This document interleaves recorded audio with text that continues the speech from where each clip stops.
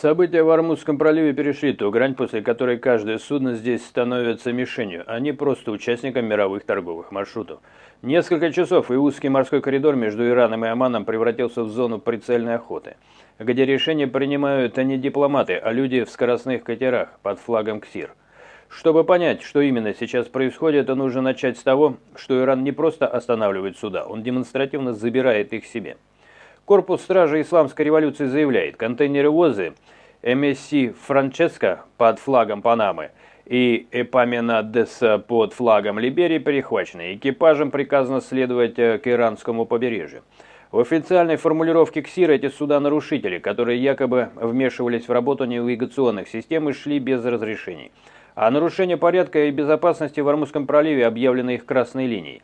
Так, Иран облекает в юридическую оболочку то, что по факту выглядит как силовой захват, ответ на американскую блокаду и попытку показать ключ к мировому нефтяному крану все еще у них. Но настоящая картина становится мрачнее, когда в нее входит третье судно – контейнеровоз «Эйфория». Иранские агентства «Ферс» и «Мэр» почти синхронно разгоняют один и тот же нарратив. По их версии, «Эйфория» была атакована, оказалась на мели у берегов Ирана, фактически застряла в их зоне контроля. Танкер «Трекерс» со ссылкой на свои источники говорит жестче. По судну открыли огонь. Это не досмотр, а обстрел в узком проливе, где от одной ошибки до экологической катастрофы один снаряд. Иранские СМИ пытаются оформить это как эпизод принуждения к остановке, но ключевая деталь – стрельба по коммерческому судну. Уже сама по себе сигнал всем компаниям, которые еще вчера считали Ормуз обычным риском. Но самое интересное в этой ситуации не само заявление Тегерана, а то, что последовало за ним в тишине северных радиорубок и закрытых чатах судоходных компаний. Пока иранские медиа продолжают говорить о застрявшей эйфории, данные морского трекинга и расследования The Insider рисуют совсем другой финал. Судно не оказалось в иранском плену. После атаки эйфория пересекает Ормузский пролив, набирает скорость и уходит в сторону Аравийского моря через Оманский залив. И именно это фиксируют независимые наблюдатели и источники, отслеживающие его маршрут. То, что Иран называет застрявшим судном, в реальности корабль, который вырвался из ловушки, оставив за кормой вспышки выстрелов и дыру в пропаганде. Чтобы понять, почему Иран идет на такой риск, именно сейчас нужно вспомнить неофициальную линию конфликта. Американская блокада и заявление Дональда Трампа о продлении режима прекращения огня с Ираном. Формально Вашингтон говорит о сдерживании и окне для дипломатии. Но в Тегеране это читают как экономическое удушение и подготовку к следующему шагу.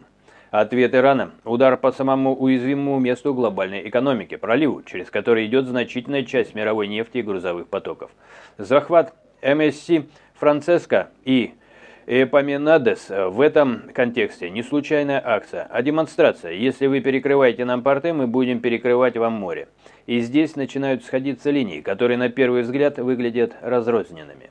Британский центр УКМТО сообщает о контейнеровозе, по которому открыл огонь катер КСИР. Без радиопредупреждения мостик получает серьезные повреждения, но экипаж жив. Иранские каналы говорят о судах, которые играют с транспондерами и не подчиняются их приказам.